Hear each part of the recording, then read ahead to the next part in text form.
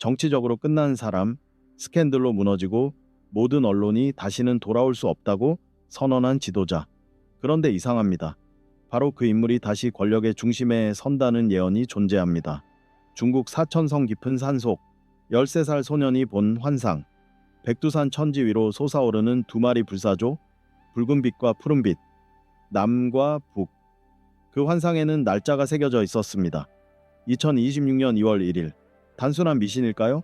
그런데 왜 지금 하늘에는 설명할 수 없는 현상들이 나타나고 있습니까? 왜 정치권은 전례 없는 혼란 속으로 빠져들고 있습니까? 오늘 여러분께 보여드릴 것은 세 가지입니다. 사천성 소년이 본 환상의 정체, 대한민국을 뒤흔들 7가지 징조, 그리고 끝났다던 지도자의 귀환. 끝까지 함께하신 분들만이 이해하게 될 것입니다.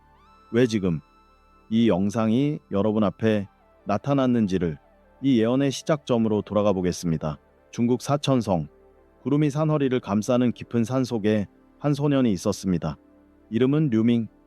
13살의 나이에 세상과 인연을 끊고 수련의 길에 들어선 아이였습니다. 류밍은 평범한 소년이 아니었습니다. 5살 때 이미 어른들이 보지 못하는 것을 보았고 7살 때는 마을에 닥칠 홍수를 미리 알렸습니다. 사람들은 처음에 웃었습니다. 하지만 그의 말이 현실이 되자 웃음은 경외로 바뀌었습니다. 산속에서 류밍은 매일 새벽 어둠 속에 일어나 고요히 앉았습니다. 스승은 말했습니다. 내 눈은 이 세상을 보기 위해 있는 것이 아니다. 다가올 것을 보기 위해 있다. 그러던 어느 겨울밤이었습니다. 류밍은 평소와 같이 명상에 들었습니다. 그런데 그날따라 공기가 달랐습니다. 숨을 쉴 때마다 가슴 깊은 곳에서 무언가 울리는 느낌, 심장이 빨라지고 손끝이 저려왔습니다. 그리고 눈앞에 펼쳐진 광경, 백두산이었습니다. 천지의 푸른 물 위로 안개가 피어오르고 그 안개를 뚫고 두 마리의 거대한 새가 솟아올랐습니다. 불사조였습니다. 한 마리는 붉은 빛으로 타올랐고 다른 한 마리는 푸른 빛을 내뿜었습니다. 두 불사조는 서로를 마주 보았습니다. 적대가 아니었습니다. 그리움이었습니다. 마치 오래전 헤어진 형제가 다시 만난 것처럼 그 눈빛에는 슬픔과 기다림이 서려 있었습니다. 류밍은 그 순간 알았습니다. 붉은 불사조는 남쪽을, 푸른 불사조는 북쪽을 상징한다는 것을. 한반도에 분단된 두 운명이 저 새들의 모습으로 나타난 것이었습니다. 환상은 거기서 끝나지 않았습니다. 하늘에서 빛나는 글자들이 내려왔습니다. 숫자였습니다. 2월 1일, 류밍의 의식 속에 불처럼 새겨진 날짜였습니다. 왜 하필 이날일까요? 동양의 별자리 해석에 따르면 이 시기에 목성과 토성이 특별한 각도로 만납니다. 용의 기운과 호랑이의 기운이 하나로 합쳐지는 순간입니다. 한반도는 예로부터 용과 호랑이의 땅이라 불려왔습니다. 백두에서 한라까지 이어지는 산줄기가 용의 등뼈라면 그 위를 달리는 것이 호랑이의 기상입니다. 이 두 기운이 올해 2월 마침내 공명한다는 것입니다. 류밍은 환상에서 깨어난 후 며칠 동안 말을 하지 못했습니다. 스승이 물었습니다. 무엇을 보았느냐? 소년은 떨리는 목소리로 대답했습니다. 한반도가 깨어납니다. 두 개로 나뉜 것이 하나가 되려 합니다. 그리고 덧붙였습니다. 하늘이 먼저 알릴 것입니다. 있을 수 없는 곳에 빛이 나타날 것입니다. 그때 사람들은 비로소 눈을 뜨게 됩니다. 산속 소년의 예언이 허황된 이야기였다면 그것으로 끝났을 것입니다. 하지만 지금 이 순간 이상한 일들이 벌어지고 있습니다. 과학으로 설명되지 않는 현상들이 하나둘 목격되고 있습니다. 하늘이 정말로 신호를 보내기 시작한 것일까요? 서울 하늘에 오로라가 나타난다면 믿으시겠습니까? 오로라는 극지방에서만 볼 수 있습니다. 태양에서 뿜어져 나온 입자들이 지구 자기장과 부딪혀 만들어내는 현상이기 때문입니다. 북위 60도 이상, 노르웨이나 알래스카 같은 곳에서나 볼 수 있는 빛입니다. 그런데 예언은 말합니다. 곧 서울 상공에 에메랄드 빛과 보랏빛이 춤을 출 것이라고. 처음 목격한 사람들은 자신의 눈을 의심할 것입니다. 휴대폰을 꺼내 촬영하고 영상을 올리고 댓글이 폭주할 것입니다. 이게 진짜야? 합성 아니야? 하지만 수천 명이 동시에 같은 하늘을 본다면 그것을 부정할 수 있을까요? 전문가들이 나설 것입니다. 어떤 이는 대기 오염 때문이라 할 것이고 어떤 이는 특수한 기상 조건이 만든 착시라 설명할 것입니다. 텔레비전 토론이 벌어지고 학자들 사이에 논쟁이 일어날 것입니다. 하지만 그 어떤 설명도 완벽하지 않을 것입니다. 말끝마다 아마도 추정컨대 더 연구가 필요하다는 단서가 붙을 것입니다. 사람들은 느끼게 됩니다. 과학이 모든 것을 설명할 수 없다는 사실을, 그리고 하늘만이 아닙니다. 땅 위의 생명들도 무언가를 감지하기 시작합니다. 개들이 밤마다 북쪽을 향해 울부짖습니다. 한 마리가 아닙니다. 전국 곳곳에서 같은 시각, 같은 방향을 바라보며 짖는 개들의 영상이 올라옵니다. 주인들은 당혹스러워합니다. 평소에는 얌전하던 아이가 왜 저러는 걸까? 새들의 비행도 이상합니다. 철새들이 계절을 무시하고 움직입니다. 평소와 다른 경로, 평소와 다른 무리. 하늘을 올려다보는 사람들의 얼굴에 의문이 떠오릅니다. 동물은 인간보다 먼저 압니다. 지진이 오기 전 쥐들이 먼저 도망치고 새들이 먼저 날아오르듯이. 지금 이 생명들이 느끼는 것은 무엇일까요? 영적으로 민감한 분들은 이미 체감하고 계실 것입니다. 시간이 빨라진 느낌. 하루가 예전보다 짧게 느껴지고 일주일이 순식간에 지나갑니다. 잠을 자도 개운하지 않고 이유 없이 가슴이 두근거리는 순간들. 이것은 단순한 피로가 아닙니다. 세상의 진동수가 변하고 있다는 신호입니다. 여러분도 느끼고 계십니까? 최근 며칠 혹은 몇 주 사이에 평소와 다른 감각을 경험하신 적이 있다면 그것은 우연이 아닐 수 있습니다. 여러분의 몸과 마음이 다가오는 변화에 반응하고 있는 것입니다. 자연은 이미 알고 있습니다. 하늘은 빛으로, 동물은 본능으로, 민감한 사람들은 직감으로 그것을 느끼고 있습니다. 그렇다면 인간 사회는 어떨까요? 우리가 만든 제도와 구조들은 이 변화 앞에서 어떻게 반응하고 있을까요? 자연이 조용히 경고를 보내는 동안 정치의 세계에서는 이미 균열이 시작되고 있습니다. 국회를 켜보십시오. 무엇이 보입니까? 고함과 야유, 서로를 향한 손가락질. 한때 품위의 전당이라 불리던 곳이 싸움터가 되어버렸습니다. 예의는 사라진 지 오래고 대화는 실종되었습니다. 남은 것은 분노뿐입니다. 국민들은 텔레비전 앞에서 한숨을 쉽니다. 저들이 정말 우리가 뽑은 사람들인가? 우리의 미래를 저들에게 맡겨도 되는 것인가? 신뢰는 한번 무너지면 다시 쌓기 어렵습니다. 지금 그 신뢰가 빠른 속도로 허물어지고 있습니다. 여당과 야당의 경계는 무의미해졌습니다. 모두가 모두를 적으로 여기고 국민은 그 사이에서 길을 잃었습니다. 옛말에 윗물이 맑아야 아랫물이 맑다고 했습니다. 윗물이 이토록 흐린데 아랫물은 어찌 되겠습니까? 바로 이 혼란의 한가운데 예언은 놀라운 장면을 보여줍니다. 모든 사람이 끝났다고 여긴 한 인물, 스캔들에 휩싸여 쓰러졌거나 선거에서 참패하여 사라진 지도자, 언론은 그에게 사형 선고를 내렸고 대중은 그를 잊었습니다. 다시는 정치 무대에 서지 못할 것이라 모두가 확신했습니다. 그런데 그가 돌아옵니다. 재에서 일어나는 불사조처럼. 불가능하다고요? 역사를 보십시오. 위기의 순간마다 사람들은 과거를 그리워합니다. 현재가 불확실할수록 익숙한 얼굴이 그리워지는 법입니다. 완벽하지 않았던 과거도 혼돈의 현재보다는 나아 보입니다. 이 심리가 불가능을 가능으로 바꿉니다. 사람들은 질서를 원합니다. 안정을 갈망합니다. 누군가 나서서 내가 해결하겠다고 말해주기를 기다립니다. 지친 마음은 쉽게 손을 내밀게 됩니다. 그 손이 어디로 이끄는지 확인하기도 전에 돌아온 지도자는 이 갈망을 읽습니다. 그는 분노를 대변하고 좌절을 껴안고 희망을 약속합니다. 군중은 환호합니다. 드디어 우리 편이 나타났다고. 하지만 잠시 멈춰 생각해 보십시오. 진정한 변화는 과거로 돌아가는 것일까요? 아니면 새로운 길을 여는 것일까요? 예언은 판단을 내리지 않습니다. 다만 보여줄 뿐입니다. 무엇을 선택할지는 결국 우리의 몫입니다. 정치의 혼란은 여기서 멈추지 않습니다. 권력이 흔들리면 그 다음은 무엇이 흔들릴까요? 돈입니다. 경제입니다. 정치적 불안은 시장의 불안으로 번지고 시장의 불안은 우리 일상으로 스며듭니다. 어두운 겨울이 다가오고 있습니다. 정치가 흔들리면 돈이 도망칩니다. 이것은 경제학 교과서에 나오는 이야기가 아닙니다. 인간 본성에 대한 이야기입니다. 불안한 사람은 지갑을 닫습니다. 두려운 사람은 투자를 거둬들입니다. 공포가 퍼지면 시장은 이성을 잃습니다. 코스피 지수를 보십시오. 기업들의 실적은 나쁘지 않습니다. 수출도 생산도 크게 무너지지 않았습니다. 그런데 주가는 곤두박질칩니다. 왜일까요? 숫자가 아니라 감정이 시장을 움직이기 때문입니다. 누군가 팔면 옆 사람도 팝니다. 옆 사람이 팔면 그 옆 사람도 팝니다. 순식간에 매도 버튼을 누르는 손가락이 수만 개가 됩니다. 전문가들은 펀더멘털은 튼튼하다고 말합니다. 하지만 그 말을 믿는 사람이 얼마나 될까요? 화면 속 붉은 숫자들이 신뢰보다 더 강렬하게 눈에 들어옵니다. 부동산은 어떨까요? 수십 년간 한국 사회는 하나의 신화가 있었습니다. 땅은 배신하지 않는다.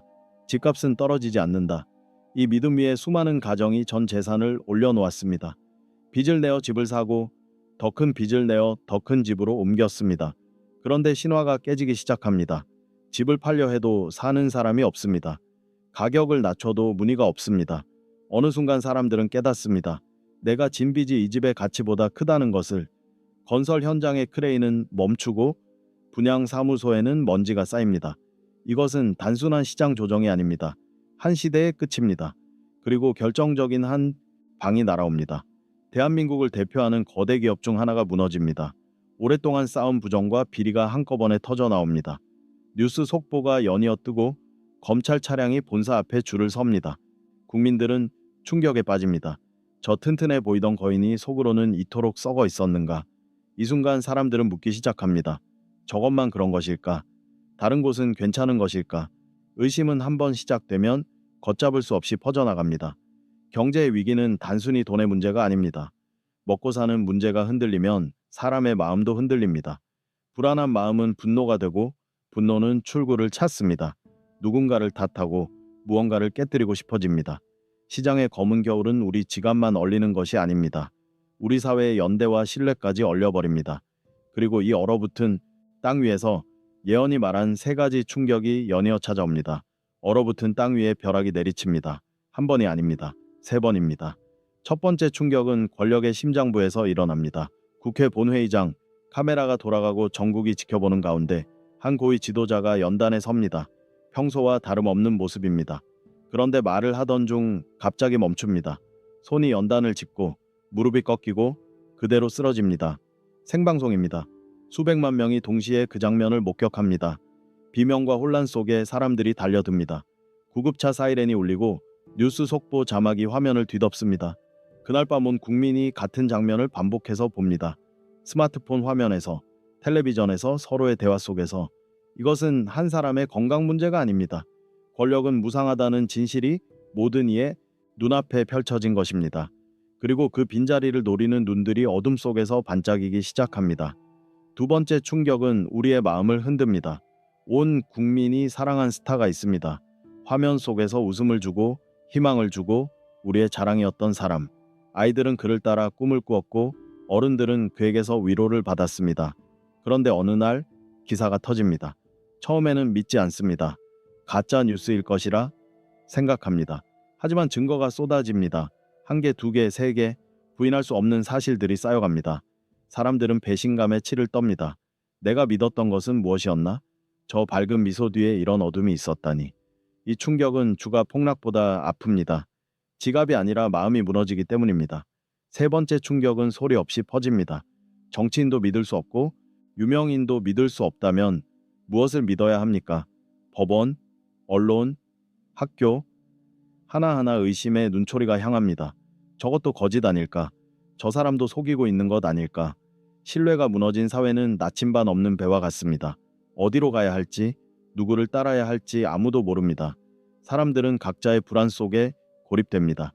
그리고 이 혼란을 지켜보는 눈들이 있습니다.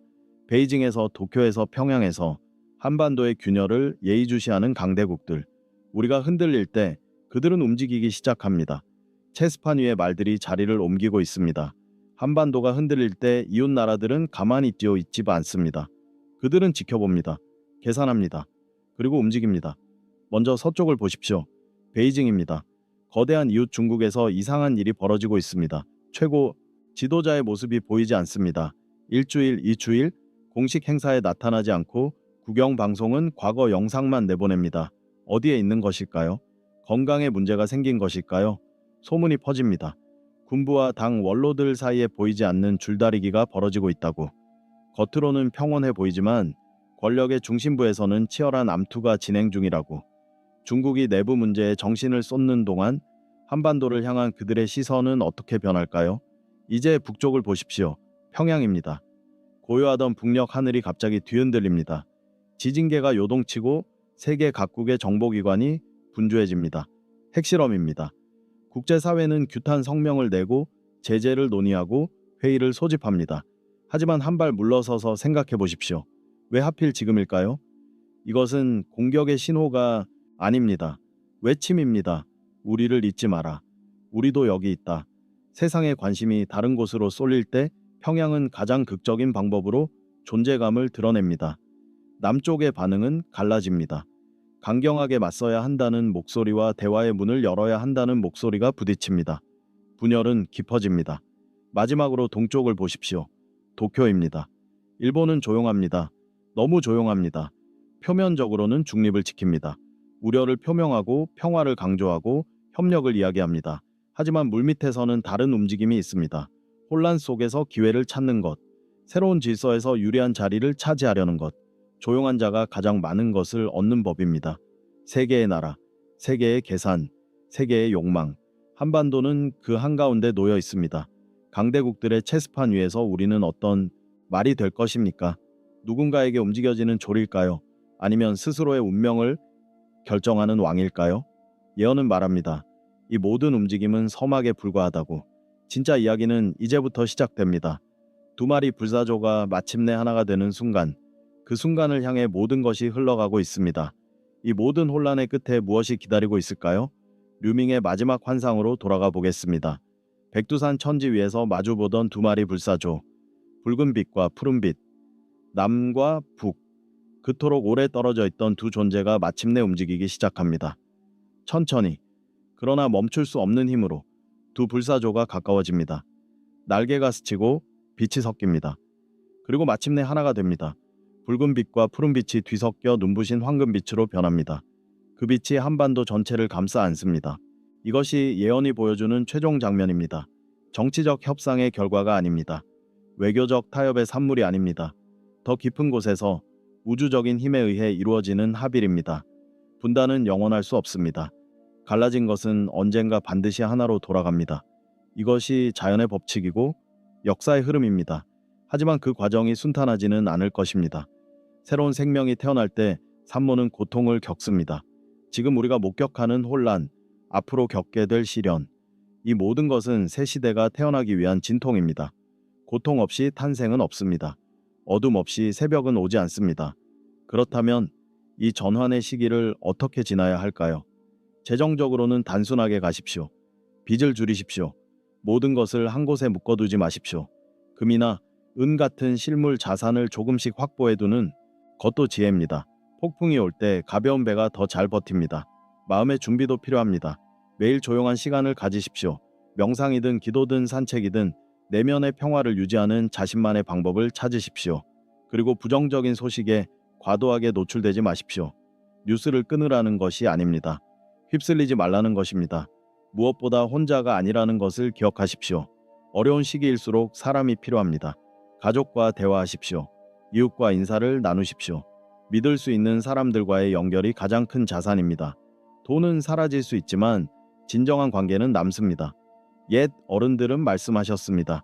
비 온 뒤에 땅이 굳어진다. 지금 내리는 비가 아무리 거세도 그 뒤에는 단단해진 땅이 우리를 기다리고 있습니다. 두려워하지 마십시오. 예언은 경고이지만 동시에 약속입니다. 이 고통의 끝에는 빛이 있습니다. 한반도는 이 시련을 통과한 후 세계가 주목하는 나라로 다시 태어날 것입니다. 평화와 번영의 시대가 열릴 것입니다. 그 시대를 함께 맞이할 준비가 되셨습니까? 오늘 영상은 여러 예언과 전통적 지혜를 바탕으로 구성한 교육적 콘텐츠입니다. 미래를 확정적으로 예측하거나 두려움을 주려는 목적이 아닙니다. 다양한 관점에서 세상을 바라보고 스스로 생각해 보시는 계기가 되길 바랍니다. 열린 마음으로 들어주신 여러분께 감사드립니다. 여러분의 이야기가 궁금합니다. 최근 평소와 다른 느낌을 받으신 적이 있습니까? 이상한 꿈을 꾸셨거나 설명하기 어려운 직감을 경험하셨다면 댓글로 나눠주십시오. 여러분의 작은 경험이 누군가에게는 큰 깨달음이 될 수 있습니다. 구독과 알림, 설정으로 이 여정에 함께 해주시면 감사하겠습니다. 우리는 혼자가 아닙니다. 어둠이 깊을수록 새벽은 가깝습니다. 시청해주셔서 감사합니다.